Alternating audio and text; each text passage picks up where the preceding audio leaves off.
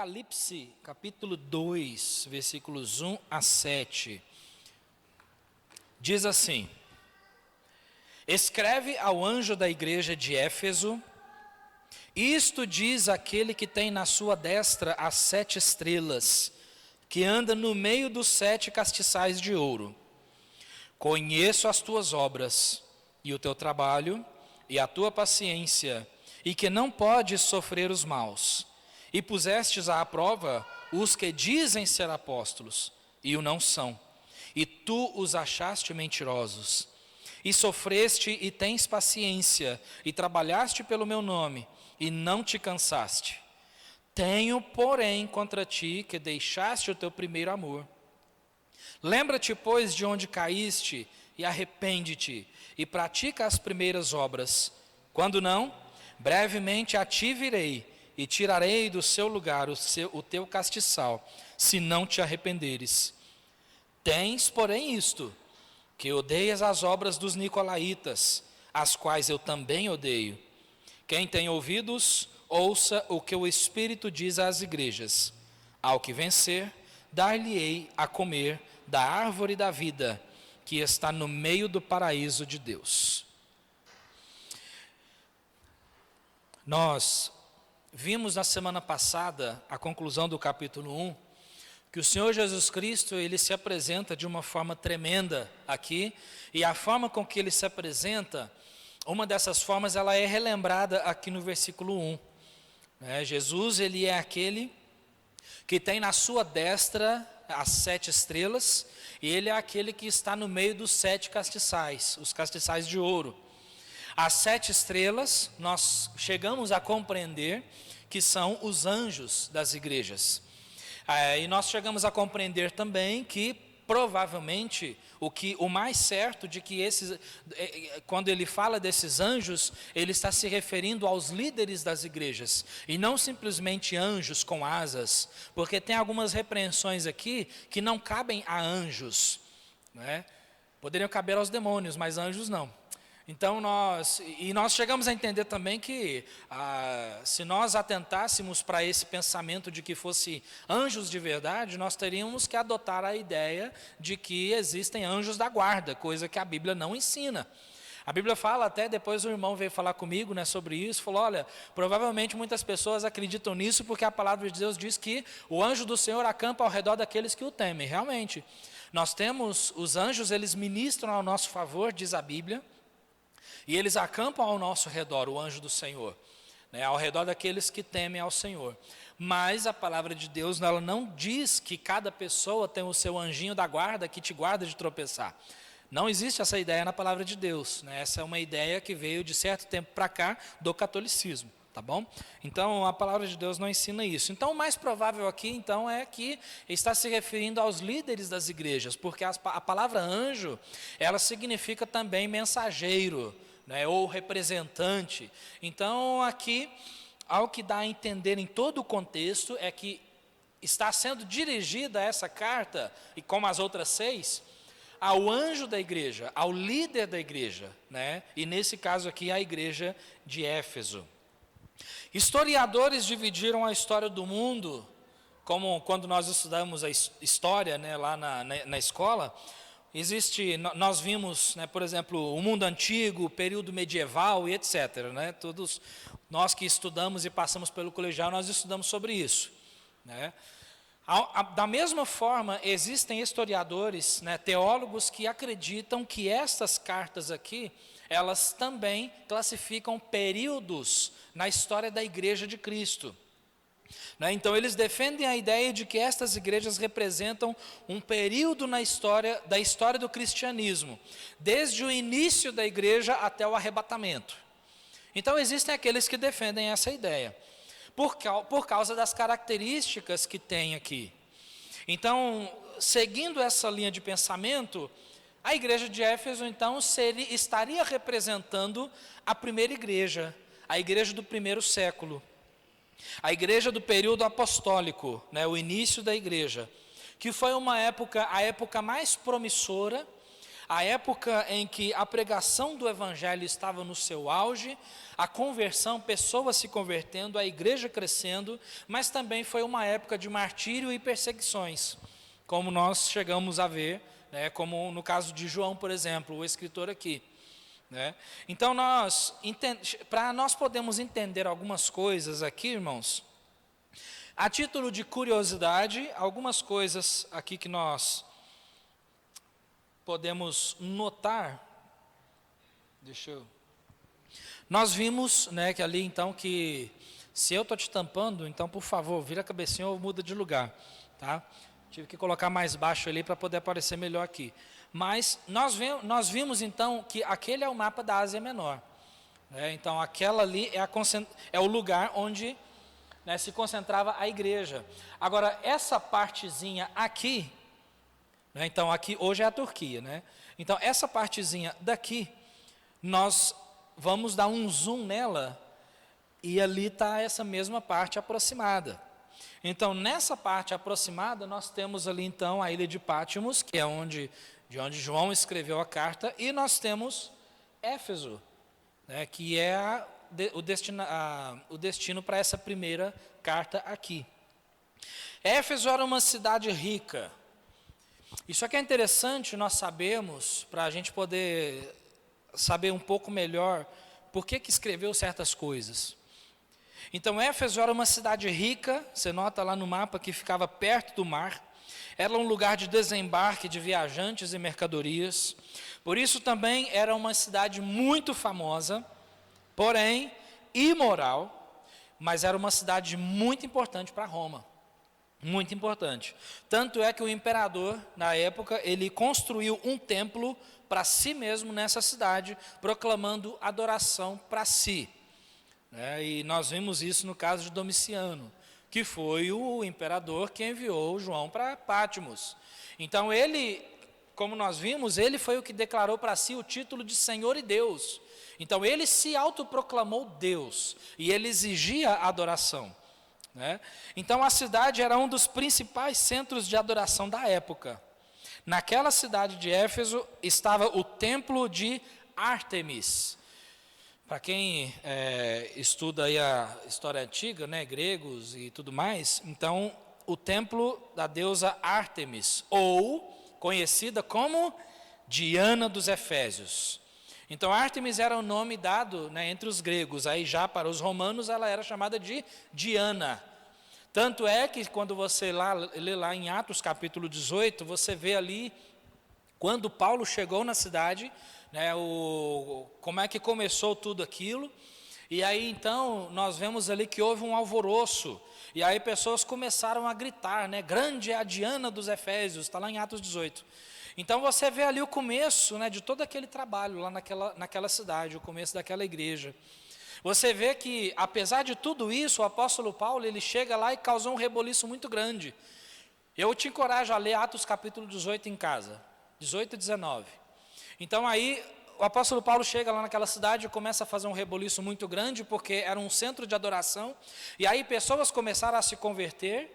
Aí diz o texto, lá em Atos 18, que feiticeiros, mágicos, pessoas traziam convertidos, eles traziam os seus livros na praça da cidade e queimavam os seus livros de feitiçaria e idolatria. Então você vê que o povo converteu de verdade, né? Ali houve mesmo conversão verdadeira, né? E uma transformação. Nessa cidade existia esse templo de Ártemis, né, da Diana, era uma majestosa construção de mármore branco e ouro. Isso aí você consegue ler, se você puxar, né, livros históricos, vai falar sobre isso. Tanto é que esse templo, isso aqui, irmãos, é para você entender a adoração nessa cidade, a idolatria dessa cidade. Tanto é que esse templo construído, ele foi considerado uma das 7 maravilhas do mundo antigo.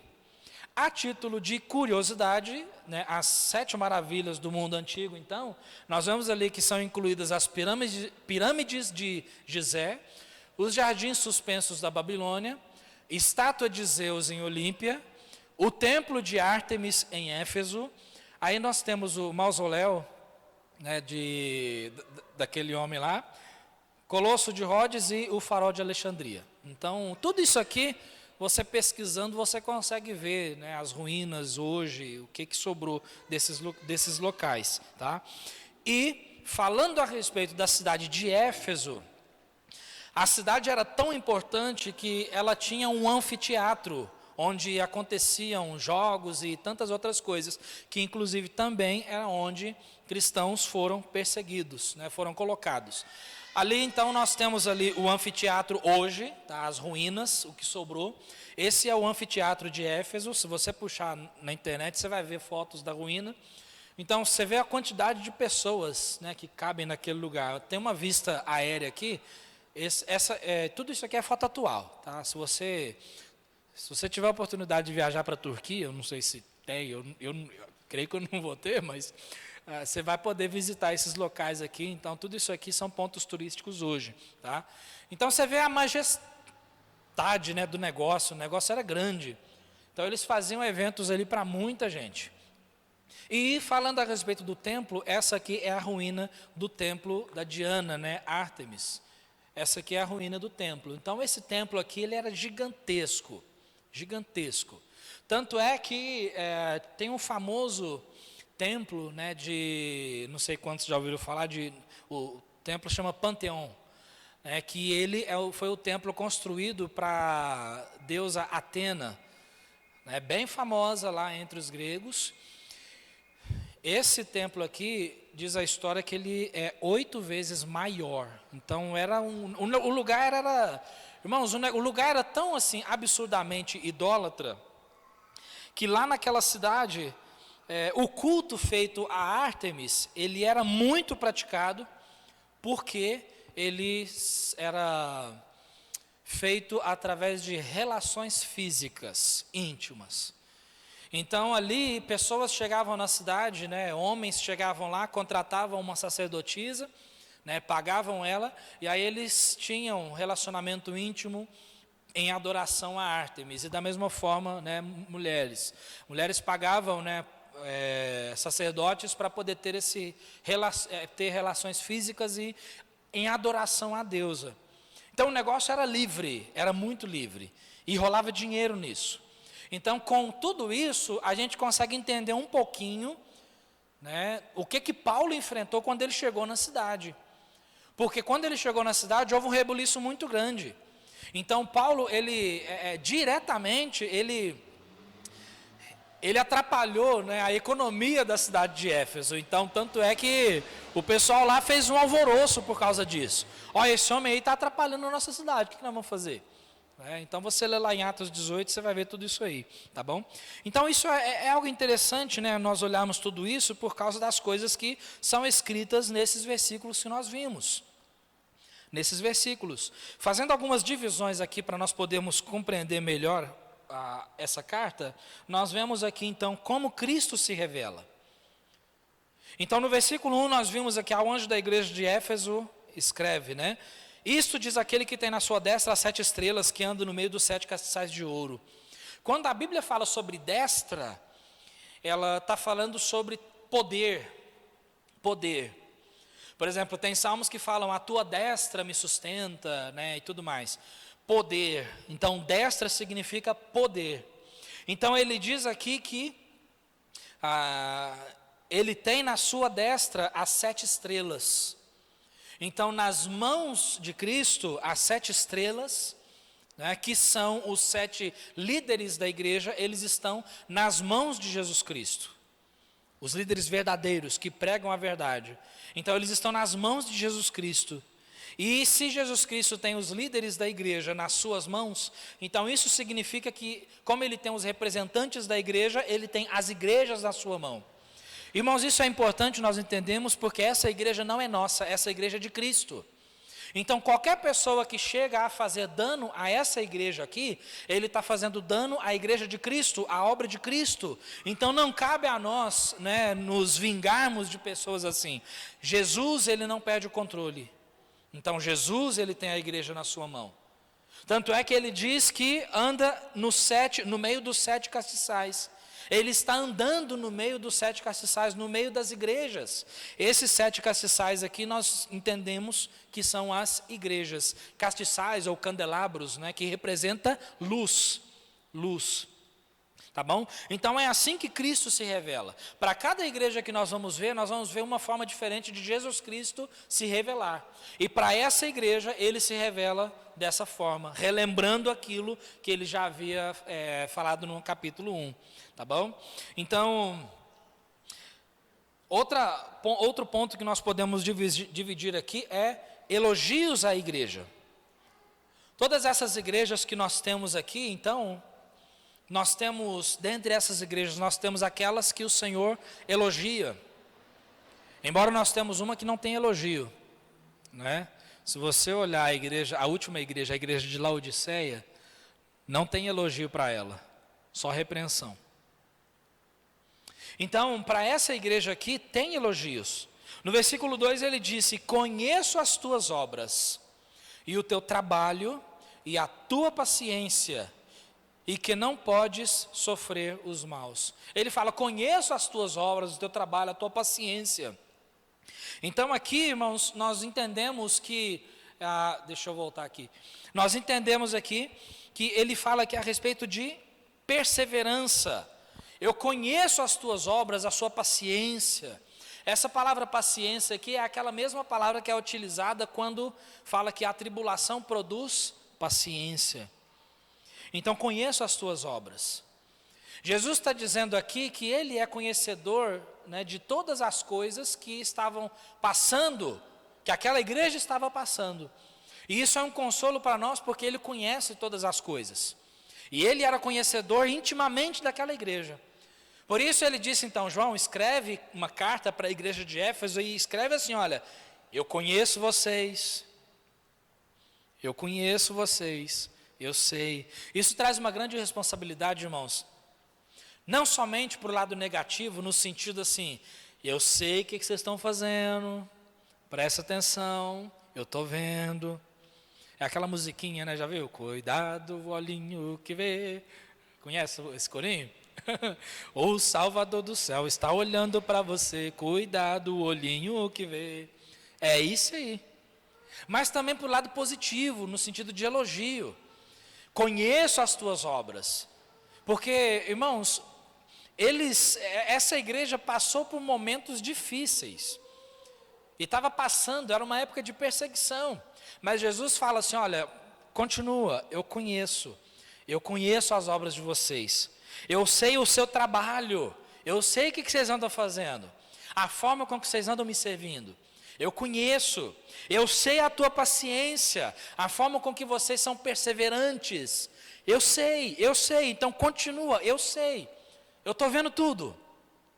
Então isso aqui traz um grande consolo para nós, mas também ele mostra não somente isso, mas também, além de perseverança, ele fala que conhece também o discernimento espiritual que eles tinham, o discernimento bíblico, porque ele fala ali, olha, e pusestes à prova os que dizem ser apóstolos e o não são, e tu os achaste mentirosos.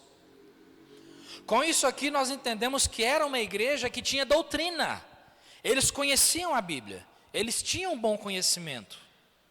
Tanto é que, se você olhar, né, a história da igreja em Éfeso, puxa vida, você vai ver que eles foram pastoreados pelo apóstolo Paulo. Você vai ver que Paulo, em certo período, ele deixou Timóteo, o discípulo de Paulo, lá pastoreando a igreja.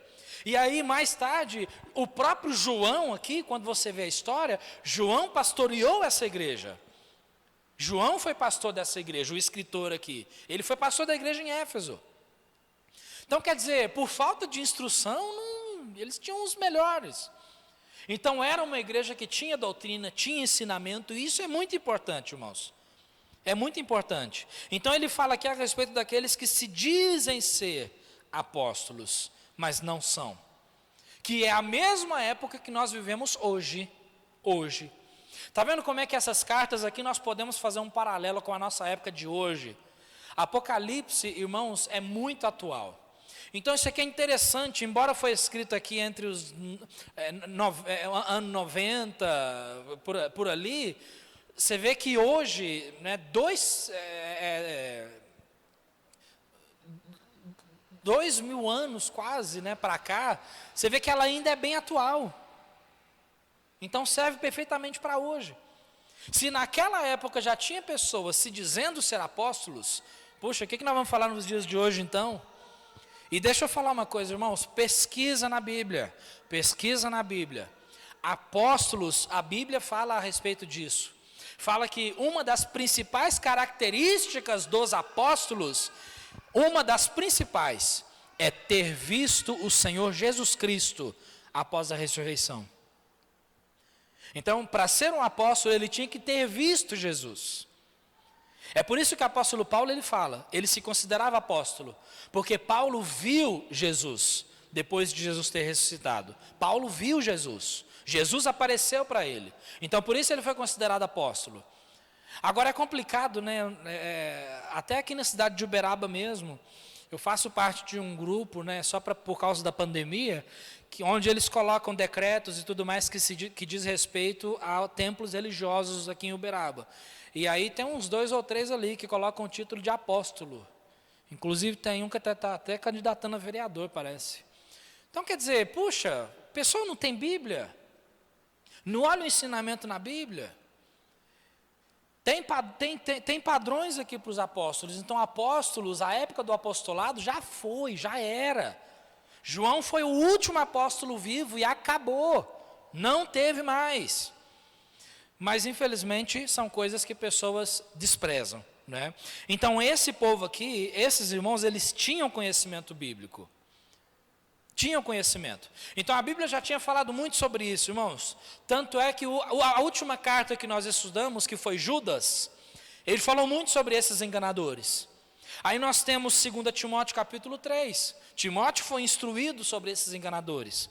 1 Timóteo capítulo 4, 2 Pedro capítulo 2 e tantos outros. O próprio Jesus Cristo no Sermão da Montanha ensinou sobre os falsos profetas, né?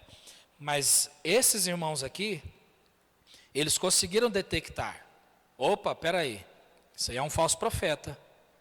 Sai daqui. E tu os achaste mentirosos. Ou seja, vocês viram que eles eram homens mentirosos. Então isso, é um elogio. Parabéns, vocês têm discernimento bíblico. Aí no versículo 3 ele fala novamente sobre elogios, né, perseverança.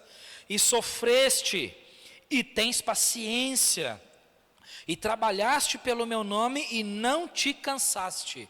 Olha só, irmãos, quando a gente faz um paralelo sobre o que Jesus fala dessa igreja e o que eles estavam passando naquela época e o que eles passaram, puxa vida, aí a gente fica até meio com vergonha, porque muitas vezes a gente desanima por tão pouca coisa, né? A próxima carta que nós vamos ver, a gente ia ver hoje também, porque é curto o texto, que seria a carta à igreja de Esmirna. Mas a gente vai deixar, aí na semana que vem a gente vê Esmirna e Pérgamo. Tá bom? Então a gente vai, sempre que a gente puder, a gente vai ver 2, para poder encurtar mais o estudo.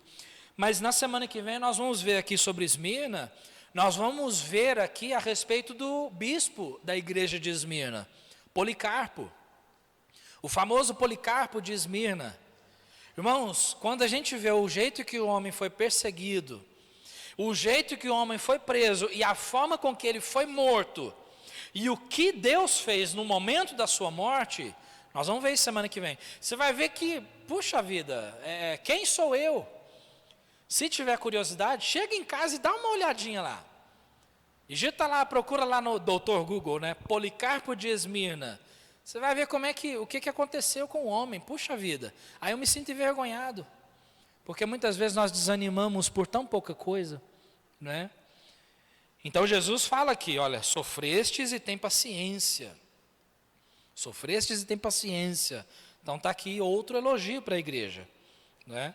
E aí nós temos também o versículo 6, outro elogio para a igreja, ele diz assim: tens, porém, isto. Eu vou pular aqui para o versículo 6 para entrar no elogio, porque aí depois, antes disso ele faz uma acusação.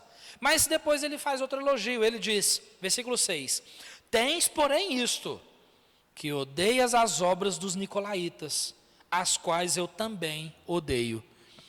Então, olha, apesar de tudo isso, nós vamos ver aqui, né, o que eles têm contra essa igreja. Mas apesar de Jesus ter algo contra essa igreja, ele fala, olha, mas eu tenho também isso com vocês, olha, vocês também têm uma coisa boa. Vocês odeiam as obras dos nicolaítas, e eu também odeio as obras deles. Aí você pergunta, quem são os nicolaítas? Algumas pessoas defendem a ideia de que os nicolaítas são os seguidores de um homem chamado Nicolau, em Atos capítulo 6. Em Atos capítulo 6, nós temos ali a instituição dos diáconos. Então, são escolhidos 7 homens de boa reputação e tudo mais. Dentre eles ali, você vê que tem um tal de Nicolau. Então, pessoas defendem, né, diz a história de que esse Nicolau, ele se perverteu nas doutrinas, nos caminhos do Senhor, começou a ensinar algumas coisas do tipo, a graça é abundante, a graça está sobre nós, então nós podemos pecar à vontade. Por isso incentivava o povo à bebedeira, à prostituição, à libertinagem e tantas outras coisas, porque, afinal de contas, nós não vamos para o céu? Vamos. Nós não estamos salvos? Estamos. Então pode pecar à vontade. Então dizem que ele andou ensinando essas coisas e ele conseguiu seguidores. Isso é o que muitas pessoas defendem. Aí você pergunta para mim assim, verdade ou mentira? Não sei. A Bíblia não fala dos nicolaítas, a Bíblia não menciona eles em nenhum lugar a não ser aqui e também na igreja de Pérgamo, no versículo 15. Ele fala também sobre os nicolaítas. Mas a Bíblia não fala, então eu prefiro, né, se eu não tenho uma fonte segura da informação, eu prefiro, né, não me posicionar assim, como eu gosto de dizer, né, não dá para bater o martelo, tá bom? Mas uma coisa nós podemos entender, os nicolaítas são pessoas as quais Deus abominava as obras deles, e esses irmãos aqui também. Então, possivelmente esses nicolaítas começaram a adentrar na igreja e esses irmãos abominavam essas obras deles também. Então Jesus, ele diz, olha, ponto positivo para vocês. Então está aí outro ponto e outro elogio para vocês.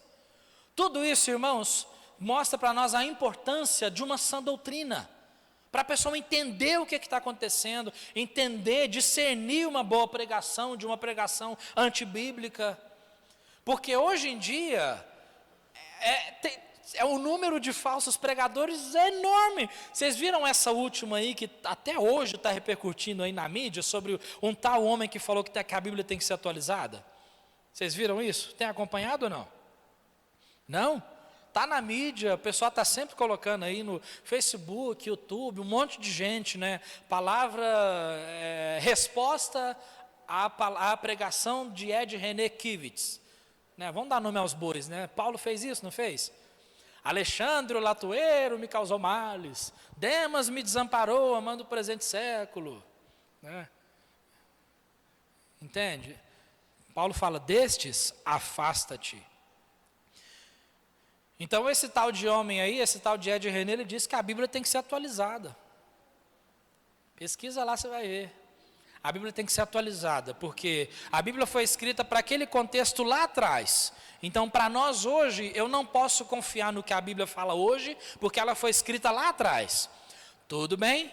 Uma das regras da hermenêutica, que é a interpretação das Escrituras, é que você tem que considerar o tempo em que a Bíblia em que a carta, o texto foi escrito, e as pessoas para as quais foi escrito.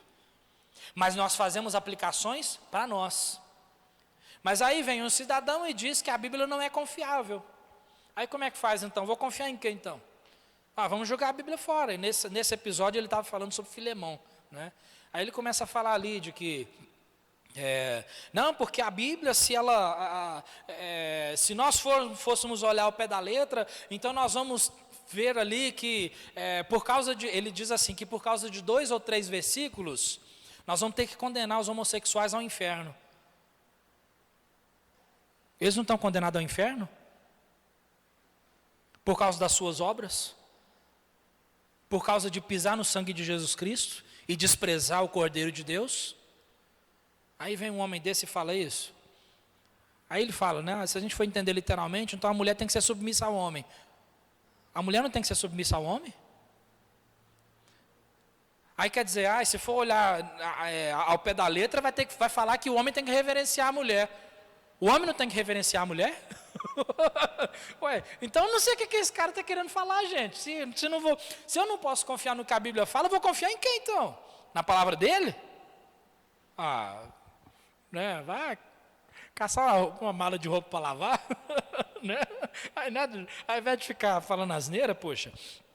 Por isso é importante, irmão, só que nós temos que tomar um grande cuidado com isso, por quê? Duas coisas, Doutrina sadia sem amor é igual a frieza espiritual e orgulho. Presta atenção nisso. Doutrina sadia sem amor, qual que é o resultado disso? Frieza espiritual e orgulho. Por quê? Porque a igreja no caso, tem uma doutrina sadia, a doutrina é boa, mas não tem amor por Cristo, não tem amor pelos irmãos, pelos filhos de Deus. O que resulta nisso? Frieza espiritual. Vem adorar a Deus para cumprir aquele protocolo, bater o cartão, né? Hoje é quarta-feira, vem cá e a gente põe uma maquininha de cartão lá no fundo. Os mais antigos vão saber o que é maquininha de cartão, né? Hoje é tudo no digital. Aí põe uma maquininha de cartão lá no fundo, você vai lá, coloca o cartãozinho lá e pica o cartão. Dá 15 para 9, 9 horas, acabou o culto, vamos embora. Quem picou o cartão? Eu vi no culto, hein? Vocês me viram, né? Estou servindo a Deus. Isso é porque não tem amor por Cristo.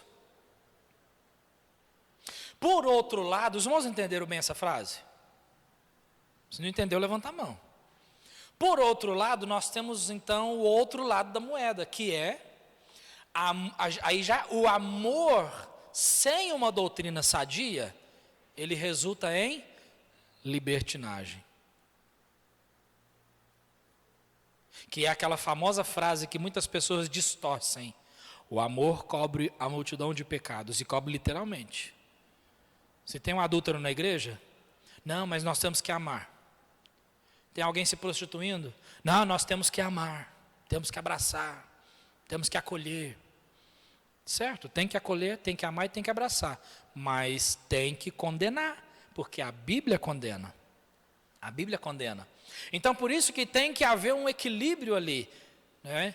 Irmãos, é interessante, pensa sobre isso. A Bíblia tem uma linha, figurativamente, né? A Bíblia tem uma linha. Imagina uma linha. Uma linha de interpretação. Se eu for acima dessa linha, eu me torno legalista, porque eu estou acima dos decretos de Deus. Eu estou colocando coisa onde não tem. Tem que vir na igreja de gravata, tem que botar um paletó, você tem que fazer uma corrente de oração, você tem que fazer isso, fazer aquilo, você tem que vir com sapato social. Então quer dizer, eu estou acima do que está escrito. Isso é legalismo, é lei. Eu tenho que lei. Mas se eu descer essa linha, quer dizer, aí eu vou abaixo do padrão bíblico. Eu me torno o quê? Aí eu já me torno libertino. Aquela pessoa que despreza os padrões de Deus, né? Tudo pode. Não, mas não tem problema não. A Bíblia fala lá que a gente tem que ser puro, mas você tem que entender, não é bem assim também. Não, mas para namorar, pode namorar que nem o mundo, porque né, não é, quando a Bíblia fala sobre pureza, não é exatamente isso. Então quer dizer, está abaixo. Então, quando a gente mantém na linha, essa é a vontade de Deus. Nem acima, nem abaixo. Então, por isso é importante uma boa doutrina. É muito importante, tá bom? Então, outro ponto aqui então, nós vemos a repreensão à igreja.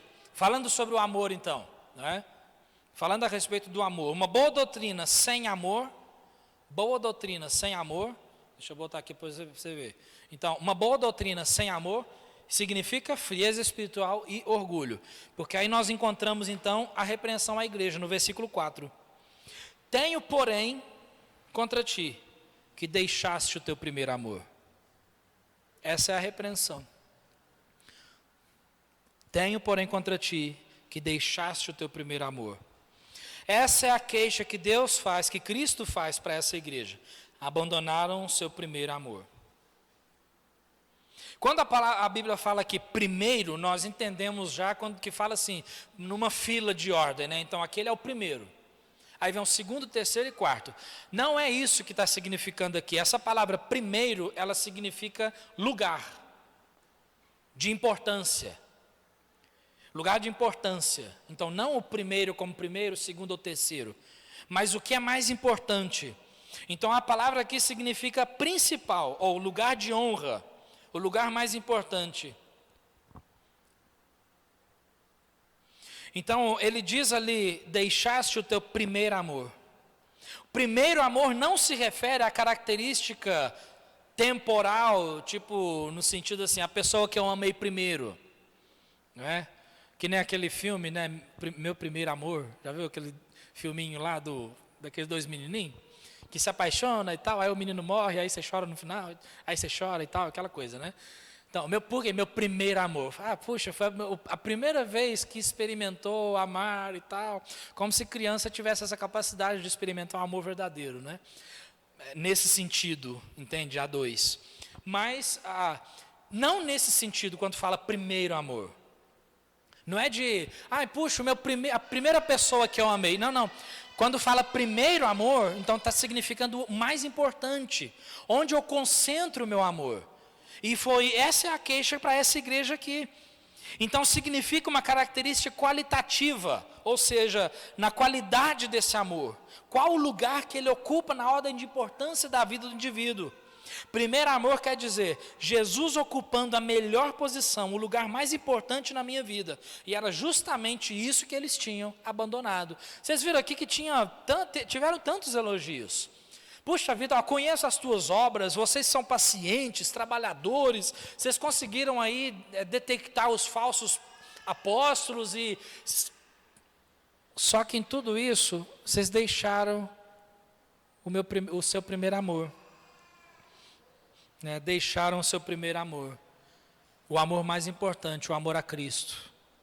Então essa é a queixa aqui. Deixar ou abandonar significa mandar embora, deixar embora, não guardar mais. Então isso é algo que pode ser e tem que ser guardado, esse primeiro amor. Mas eles deixaram escapar, deixaram diminuir, até que chegou num ponto que não era mais o primeiro, o mais importante. Tinha outras coisas muito mais importantes. Irmãos, fala a verdade, isso aqui não parece a época de hoje em que tantas pessoas têm as suas prioridades no lugar errado? Isso aqui é hoje. Isso aqui é uma carta para hoje. Não é nem para aquela, é para nós hoje. Porque a gente vive uma época que as pessoas deixaram as suas prioridades. Quando pessoas falam, você pergunta para as pessoas, o que é mais importante na sua vida?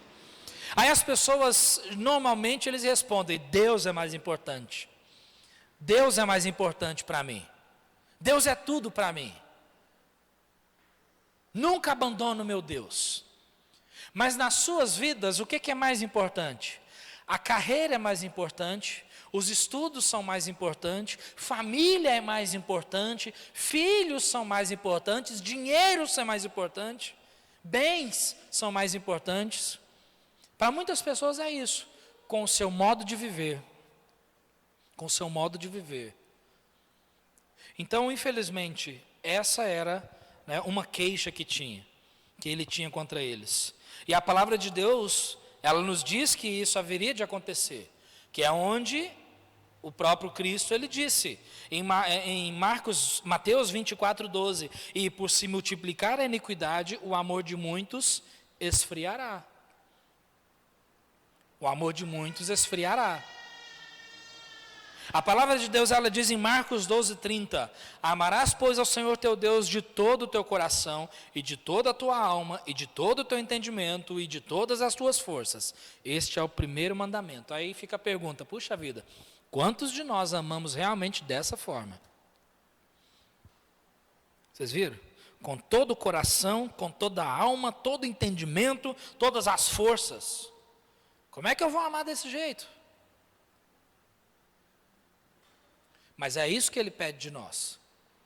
Esse é o padrão que ele pede de nós. Então Deus não está reprovando essa igreja por não o amarem mais. Ele não está dizendo aqui, vocês não me amam. Mas ele está dizendo aqui, vocês não me amam como deveriam me amar. Eu não ocupo o lugar mais importante na vida de vocês. É isso que ele está querendo dizer aqui. E aí ele dá algumas instruções. Ele é tão maravilhoso que ele ajuda aqueles irmãos. Então ele traz ali algumas instruções para eles, né, que nós vemos no versículo 5. Lembra-te, pois, de onde caíste, e arrepende-te, e pratica as primeiras obras. Então, lembra-te de onde caíste, arrepende-te. Aí ele começa a trazer a lembrança. Ele incentiva esses irmãos, e nós também somos incentivados a voltar à lembrança lá no começo, quando nós fomos convertidos por Cristo. Irmãos, eu não sei de você, mas eu me lembro quando eu me converti, quando Jesus me salvou. Rapaz, parece que dava vontade de sair gritando para todo mundo: ah, eu sou salvo, agora eu sou crente. Parece que dava vontade de sair gritando: olha, eu sou crente, sou crente, sou crente. Não é? Mas e hoje?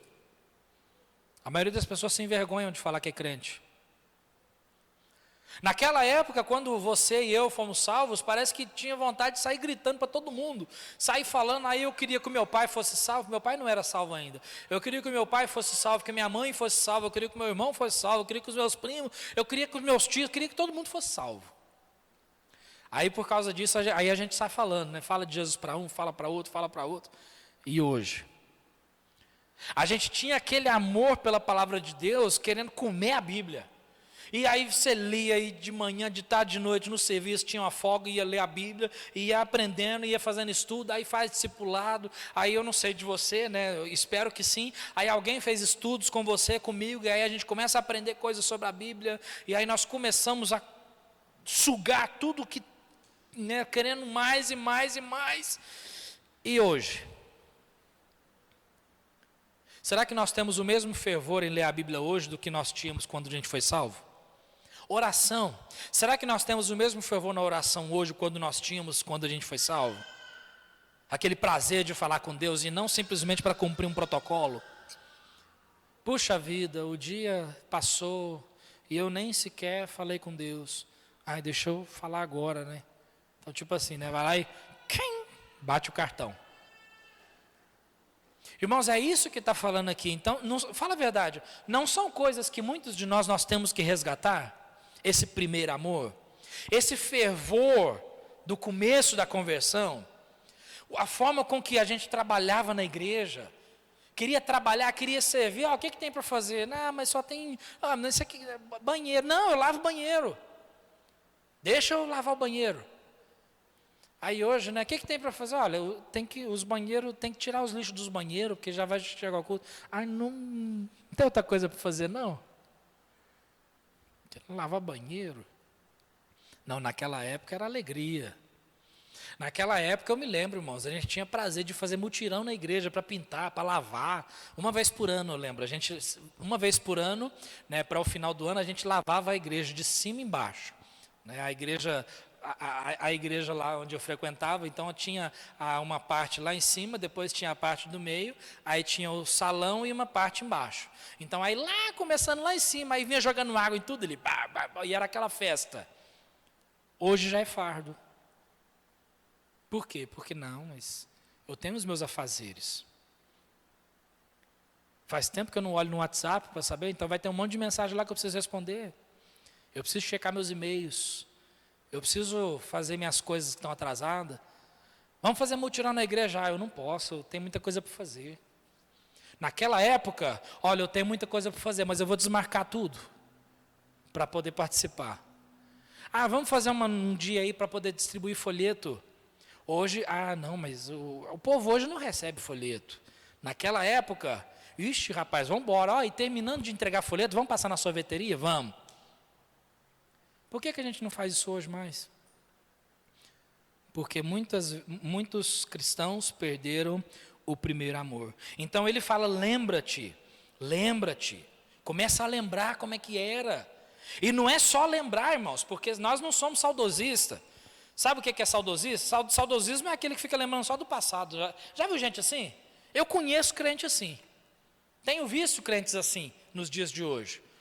Porque há 15 anos atrás eu falei de Jesus para tantas pessoas e eu fiz tantas coisas e eu dei aula disso, ensinei aquilo e fazia visita e não sei o quê, e eu fazia aquilo e fazia aquilo. Tá, mas e hoje? Está fazendo o quê? Não, hoje eu, assim, aí a pessoa engasga e não sabe responder, porque está fazendo o que hoje? Não, mas eu já fiz muito lá no passado, porque aí começa tudo de novo, né? Porque no passado, e era assim, e eu fazia aquilo, e eu fazia aquilo outro, e eu fazia aquilo outro, e eu fazia aquilo outro. Irmãos, quem vive de passado é museu, eu sempre gosto de falar essa frase, porque é a pura verdade. Quem vive de passado é museu. A gente está no presente. A nossa obra com Cristo, a nossa vida com Cristo, o nosso trabalho para Cristo, não é acumulativo. Tem gente que pensa assim. É acumulativo.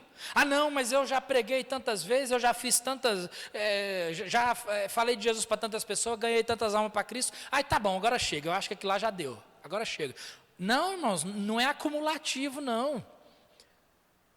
Eu vou entregar folheto. Não, hoje eu já entreguei 100 folhetos. Tá bom demais, agora essa semana eu não preciso entregar mais, agora é só semana que vem. Não, irmãos, não é acumulativo. Você fez? Ótimo, que bênção. Deus seja glorificado se foi com a atitude certa. Se não foi com a atitude certa, se foi só para ser visto, ou só para receber alguma coisa em troca, para receber elogio e tal, já recebeu o seu galardão aqui mesmo. Então a Bíblia fala que isso aí é madeira, feno e palha. Vai queimar um dia. Mas se você fez com todo o seu coração, amém. Mas o que você fez no passado não vale para hoje, não. Nós ainda estamos vivos. É um trabalho constante. É um trabalho constante.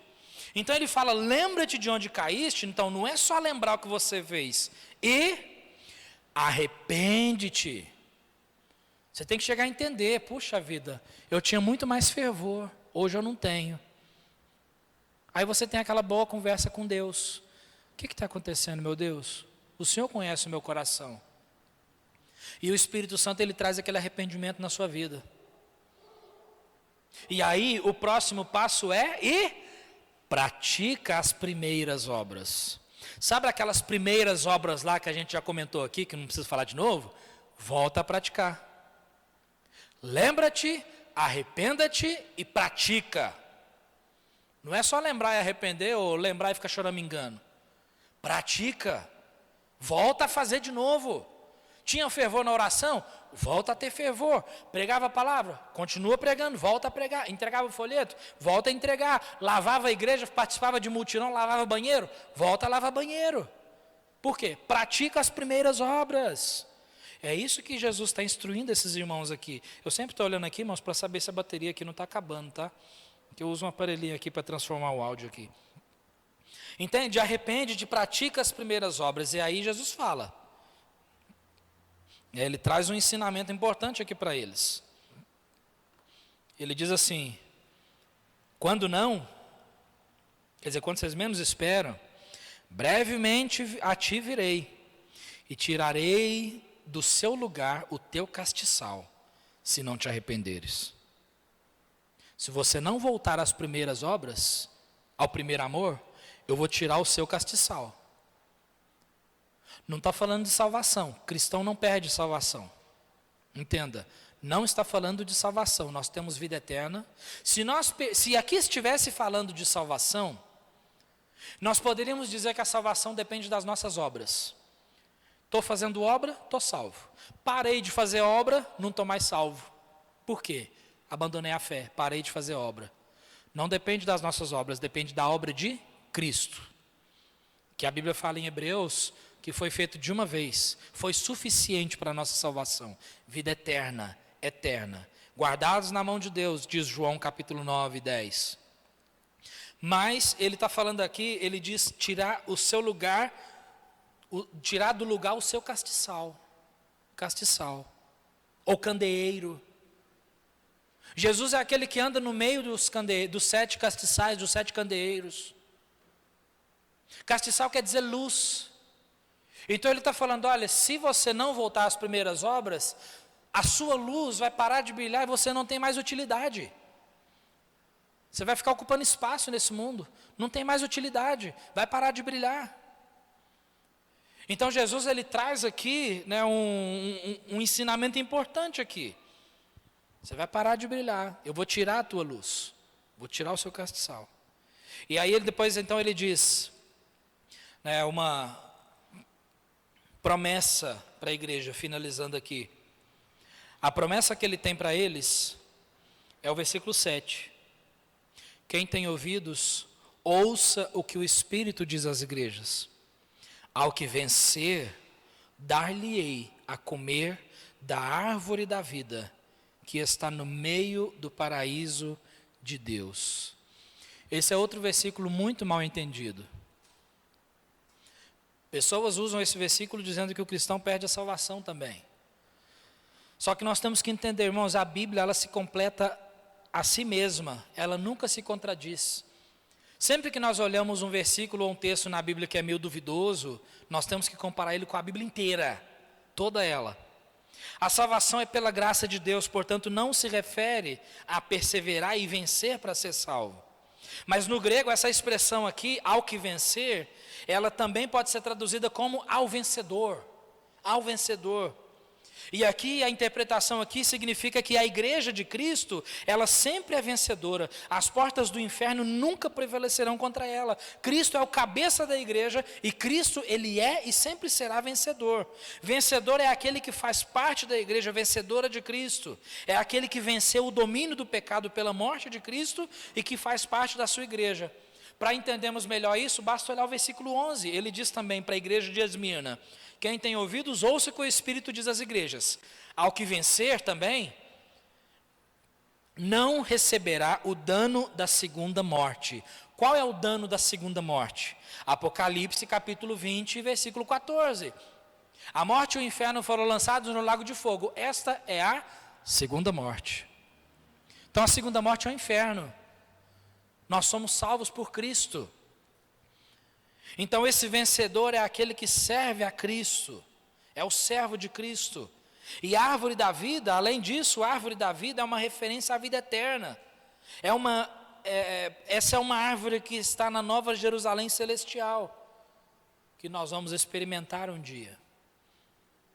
Então para você, dar-te-ei, né, de comer da árvore da vida que está no paraíso de Deus, no meio do paraíso de Deus. Irmãos, quando nós olhamos instruções para essa igreja, nós vemos que ela é bem atual. Como está o nosso coração hoje? Essa era a queixa que ele tinha para aqueles irmãos da igreja de Éfeso. E nós? Como está o nosso coração? Como está a nossa luz? Se Jesus dissesse essas mesmas palavras para a igreja da Batista da Graça, como ele faria, né, como é que ele mediria a nossa luz? Olha, vocês estão brilhando. Ou ele diria, vocês estão deixando de brilhar. A luz vai apagar. Vocês vão perder a utilidade nesse mundo. E é o que tem acontecido com muitas igrejas. Tem perdido utilidade nesse mundo. Por quê? Porque perderam o amor. Perderam o amor. De acordo com a história, a igreja de Éfeso deixou de existir, deixou de brilhar nesse mundo e hoje se encontra em ruínas. E a nossa igreja? Como ela está? João 14,5, falando sobre amor: se me amais, guardais os meus mandamentos. Esse é o verdadeiro amor a Cristo. Interessante, né? João 14,15 e João 15,14. Vós sereis meus amigos, se fizerdes o que eu vos mando. Eu sou amigo de Deus, eu sou amigo de Jesus. Jesus é tudo para mim. Jesus é maravilhoso, Ele sempre me abençoa, sempre ouve as minhas orações, Ele sempre me ajuda, Ele sempre está comigo, eu nunca abandono o Senhor. Jesus é tudo para mim, Jesus é a vida, Jesus é o meu respirar, Jesus é... Tá bom, mas e a obediência aos mandamentos? Tem obediência? Se tem obediência, Jesus sabe. Não foi o que Jesus falou? Conheço as tuas obras, conheço as tuas obras, conheço o seu trabalho. Eu sei, eu estou vendo, eu sou onisciente, eu sou onipresente. Então eu sei realmente o que vocês estão fazendo. A queixa, deixaste o teu primeiro amor. Será que essa queixa seria para nós também? Então que Deus nos ajude, amém, irmãos? Então uma carta muito atual, muito interessante, muito relevante para os dias de hoje. Vamos orar?